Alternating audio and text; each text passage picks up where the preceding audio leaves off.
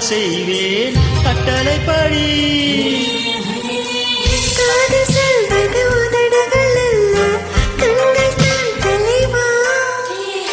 கண்கள் சொல்வது பாட்டுகள் அல்ல, கவிதைகள் தலைவா. ஒவ்வொரு நாளும் நீ உன் காதலை சொன்ன நாளுன்னு எழுத ஆசைப்பட்டுதான் டைரி எழுதுறேன்.